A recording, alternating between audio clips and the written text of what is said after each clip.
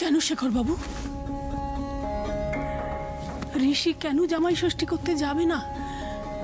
আমাদের তরফ থেকে কোনো দোষ ত্রুটি হয়েছে? বাবা, বড়দের মধ্যে কথা বলার কোনো দরকার নেই বকুল। দাদা, কোনো সমস্যা হয়েছে কোথাও? তা শেখর বাবু, আপনি তো জানেন বাঙালিদের কাছে এই জামাই ষষ্ঠী একটা মঙ্গল অনুষ্ঠান। সারা বছর আমরা তো জামাইয়ের কোনো সেবা যত্ন করতে পারি না, তাই এই দিনটায় জামাইয়ের মঙ্গল কামনায় দীর্ঘায়ু কামনা করে পুজো দিই। আমাদের যতটুকু সামর্থ্য সেই মতো আয়োজন করি। অনেক ভাগ্য করে আমরা ঋষির মতো জামাই পেয়েছি, আর আপনাদের সঙ্গে কুটুম্বিতাও হয়েছে। আমি জানি আমরা হয়তো এর যোগ্যই নই, তবু আমার এই অনুরোধটুকু ফিরিয়ে দেবেন না।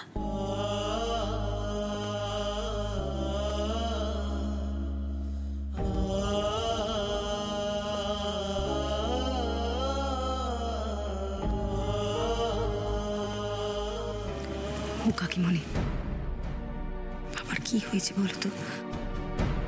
বাবা আপত্তি জানাচ্ছে কেন? বুঝতে পারছি না, কিছু বলছেন না তো? শেখর বাবু, আমরা যদি কোনো ভুল করে থাকি আপনি সরাসরি বলুন, আমি কিচ্ছু মনে করব না। অজান্তে কোনো অপরাধ করে থাকলে তার জন্য আমি ক্ষমা চেয়ে নিচ্ছি। শুধু শুধু দয়া করে আপনি ওদের যাবার অনুমতি দিন। ছি, আপনি হাত জোড় করছেন। আপনি কি করছেন? আসলে আমরা তো মেয়ের বাড়ির লোক, তাই ভুল করে থাকলে ক্ষমা চাওয়ায় কোনো সংকোচ নেই। হ্যাঁ, ভুল তো একটা হয়েছে, তবে সেই ভুল শুধু আজকে নয়, বছরের পর বছর ধরে এই ভুল চলে আসছে, আর তার জন্য আমরা সকলেই বোধহয় দায়ী। আমরা পোশাকে আশাকে টেকনোলজিতে অনেকটা আধুনিক হয়েছে ঠিকই, কিন্তু আমাদের চিন্তা ভাবনায় ততটা আধুনিক হতে পেরেছি কি? পারলে আপনি শুধু মেয়ের বাড়ির লোক বলে আমার সামনে হাত জোড় করে দাঁড়াতেন না, ক্ষমাও চাইতেন না।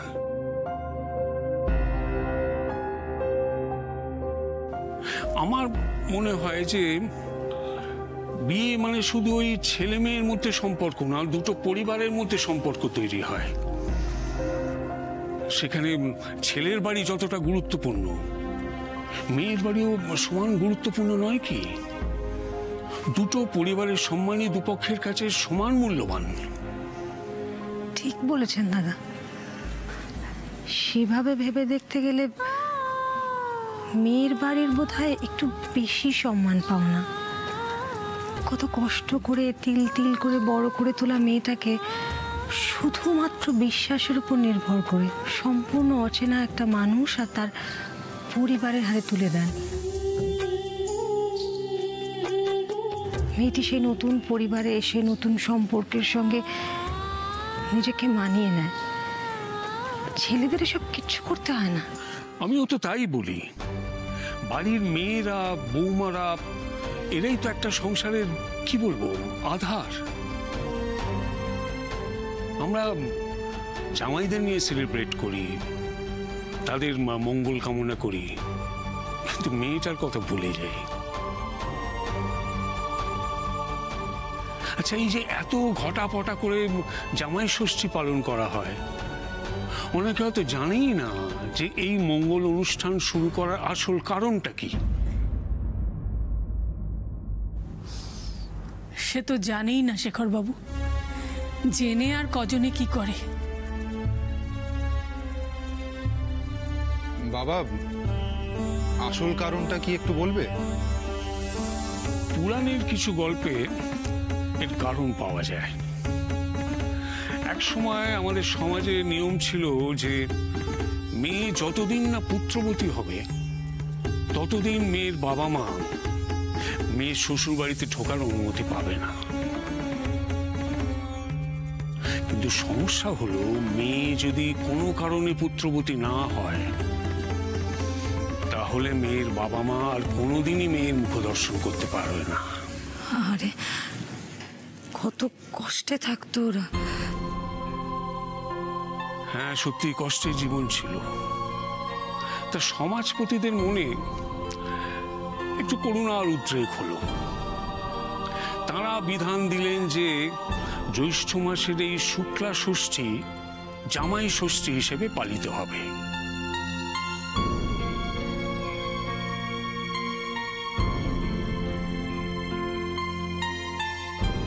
তাতে মেয়ের বাবা মা জামাইকে বাড়িতে ডেকে একটু যত্নার্তি করতে পারবে, আর সেই অছিলায় মেয়েরও মুখদর্শন হবে অন্তত বছরে একবার।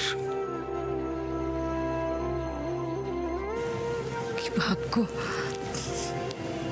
আমরা এই যুগে জন্মেছি।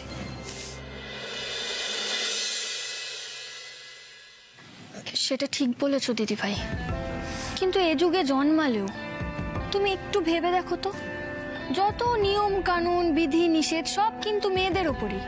আমি না বুঝতে পারি না কেন এত রীতিনীতি মেয়েদের ওপরে, কেন মাথায় ঢোকে না আমার। হাজার হাজার বছর ধরে যে রীতি চলে এসেছে এক নিমেষে তা কি বদলে ফেলা যায় রে মা? আপনি বলুন না শেখর বাবু, আমরাও তো সমাজের বাইরে নই। তাছাড়া বকুল যেমন আপনাদের ছেলের বউ নয়, মেয়েও তেমনি ঋষিও তো আমাদের ছেলেই। ওকে একটু যত্ন আত্তি করার অধিকার কি আমাদের নেই? বকুলকে আপনারা রাজরানী করে রেখেছেন, তাই বা কম কি? মেয়েদের এত গুরুত্ব আর কেই বা দেয়? আমি দিই, আমরা দিই। আর সেই জন্যই এবছর জামাই ষষ্ঠীতে বকুল আর ঋষিকে পাঠাতে পারবো না। তার একটাই কারণ, এই বছর আমরা জামাই ষষ্ঠীর সঙ্গে সঙ্গে বৌমা ষষ্ঠীও পালন করব।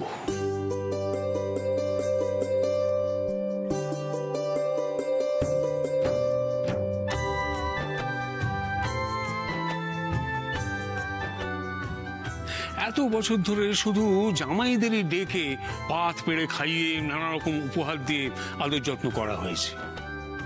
মেয়েরা বৌমারা তারা বঞ্চিতই থেকে গেছে। তাই এই বছর আমি আমার বৌমাদের এই সম্মান দিতে চাই।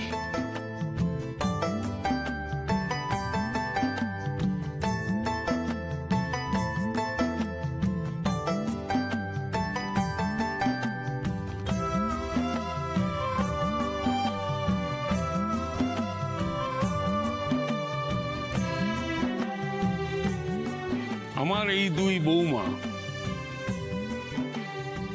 যারা তাদের স্বভাব গুণে এবারে মেয়ে হয়ে উঠেছে, যারা আমার কাছে রোশনি আর এশার চাইতে কোনো অংশে কম নয়, তাদের জন্য এবার এ বাড়িতে বৌমা ষষ্ঠী পালন করা হবে।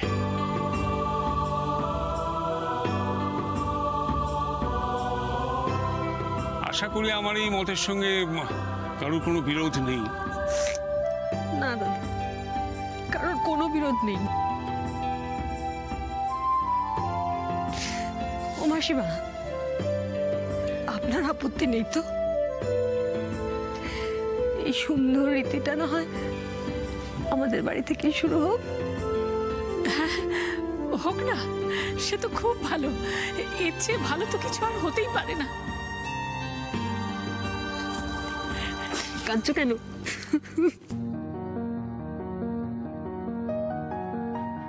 বাবা তুমি এত ভালো কেন বলো তো? তোদের বাবা বলি।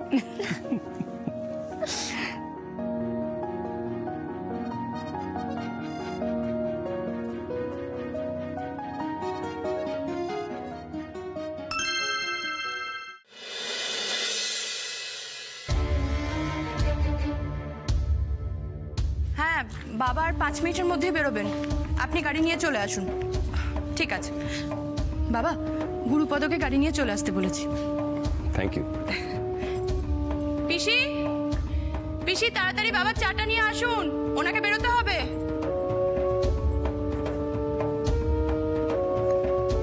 দাদা চা।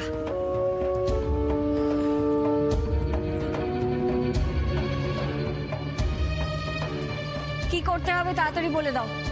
সব কাজ তো আমাকে একাই করতে হবে, তাই আমার একটু সময় লাগবে। একটু ওয়েট করুন, আমি পরে বলে দিচ্ছি। আগে কাজের কাজগুলো করে নি। সারাদিন কি কাজ করো? হ্যাঁ, সেজে গুজে তো পটের বিবির মতন ঘুরে বেড়াও।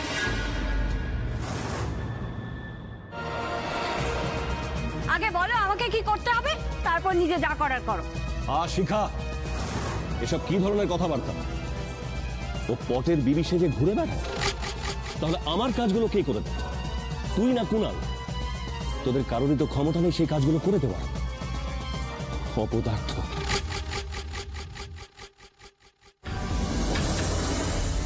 দাদা, তুমি আমাকে ওর সামনে অপদার্থ বলে অপমান করলে।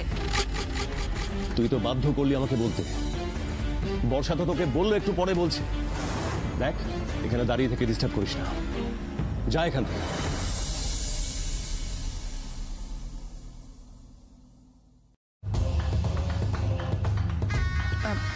বাবা, এই রজতবাবু বাবুর সঙ্গে দেখা করাটা কিন্তু আপনার টার্নিং পয়েন্ট হতে পারে। তাই আমি বলছিলাম, যাচ্ছেন যখন, তখন খালি হাতে যাবেন না। কিন্তু কি নিয়ে যাই বলো তো? ওখানে তো বাইরের খাবার অ্যালাউ করবে না। না না বাবা, খাবার দাবার না, আপনি ওনার জন্য একটা ভালো উকিল নিয়ে যান। তিনি ওনাকে ছাড়াতে পারুন আর নাই পারুন, আপনি যে চেষ্টা করেছেন এটা দেখে রজতবাবু বাবু কিন্তু খুব খুশি হবেন।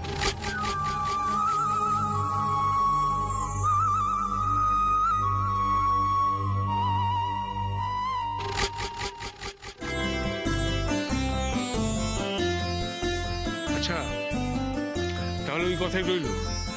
ওই দিন বেয়ানকে নিয়ে সকাল সকাল আমরা বাড়িতে চলে আসলাম, কেমন? ও টুম্পা, শোনো না, তুমি এলেও কিন্তু খুব খুশি হবো আমরা।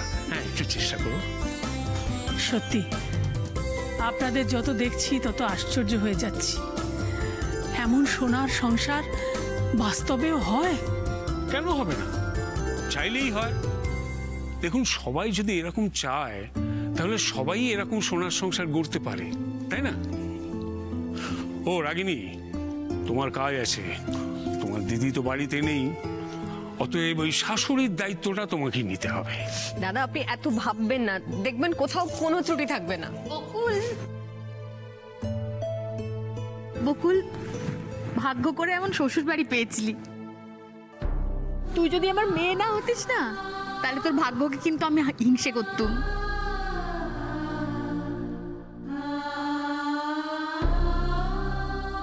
তুমি না সত্যি টুম্পা মাসি আর বদলালেই না, একই রকম রয়ে গেলে। ও টুম্পা মাসি, এবার চোখের জল মুছো। আপনারা একটু বসুন, আমি চা জল খাবার নিয়ে আসছি। হ্যাঁ টুম্পা মাসি, ঠাম্মি তোমরা গল্প করো, আমি একটু যাই, অফিসের জন্য রেডি হতে হবে।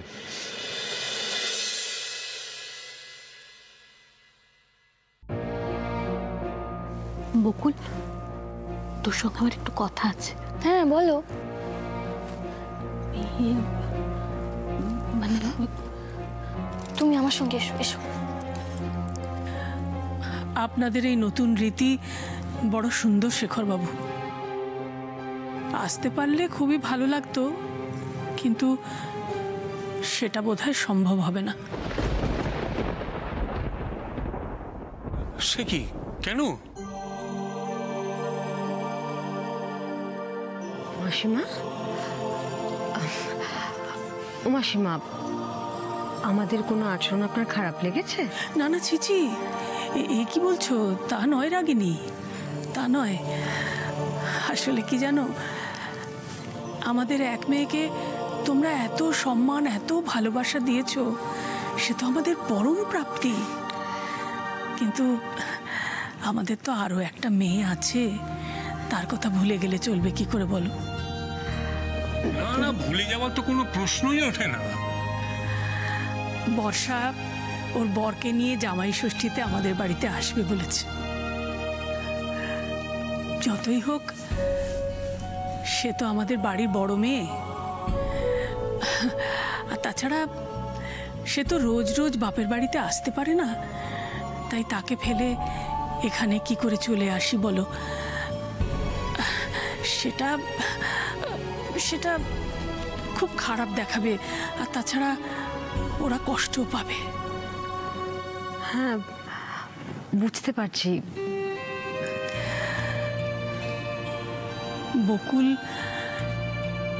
অনেক ভাগ্য করে এমন একটা শ্বশুর বাড়ি পেয়েছে, কিন্তু আমার বড় নাতনি সেটা পায়নি রাগিনী। এমনিতে সে ভালোই আছে, কোনো অভাব অনটন অশান্তি নেই, তবে শেখর বাবুর মতো এমন উদার বড় মনের মানুষকে সে শ্বশুর হিসেবে পেয়েছে বলে আমার মনে হয় না। মানুষ তিনি মন্দ নন, কিন্তু সমাজের প্রাচীন রীতির বিরুদ্ধে গিয়ে কথা বলার মতো শক্তি তার নেই।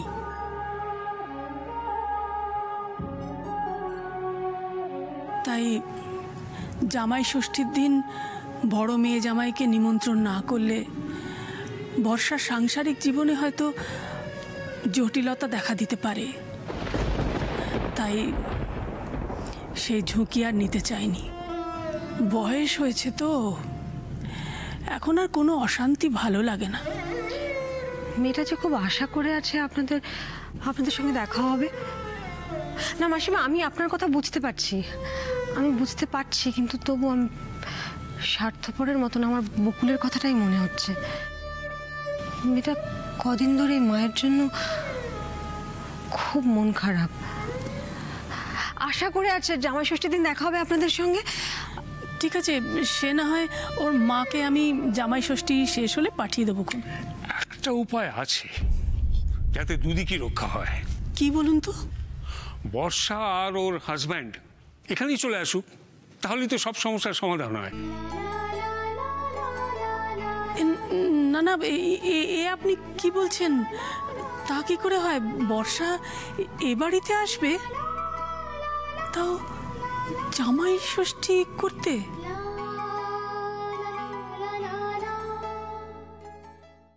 মাসিমা, আমাদের কিন্তু বর্ষাকে নিয়ে আর কোনো রকম খারাপ লাগা নেই। সেই কথাটা যদি ওকে আমরা সামনাসামনি বলতে পারি, বোঝাতে পারি, তাহলে আমাদের আরো বেশি ভালো লাগবে। আজকের দিনে দাঁড়িয়ে আমাদের কাছে বর্ষার একটাই পরিচয়, ও আমাদের বকুলের দিদি।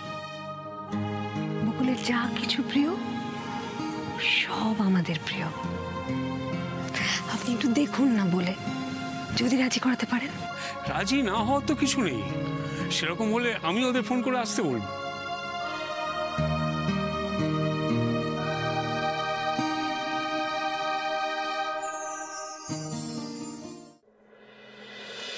তুমি কি আমাকে অসীম পাল সম্পর্কে কোনো খবর দেবে?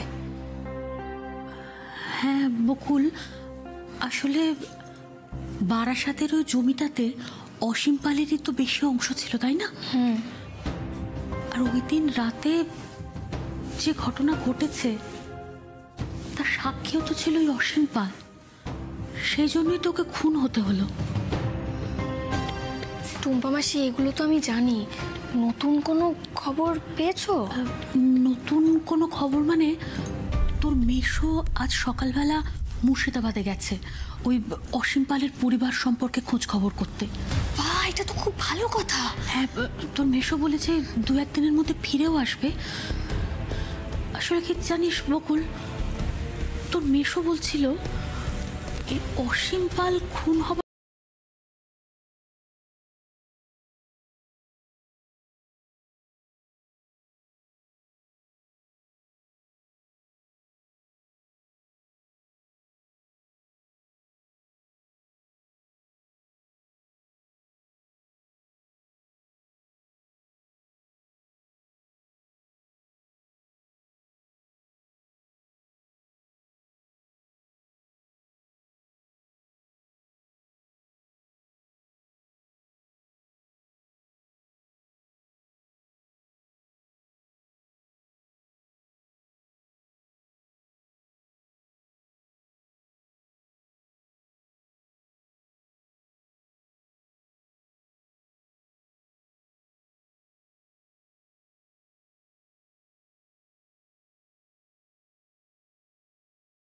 সঙ্গে জড়িয়ে আছে।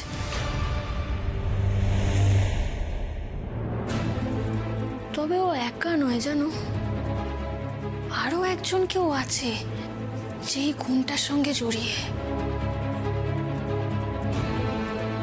আর সে সবার আড়াল থেকে আমাদের উপর সব সময় নজর রাখছে।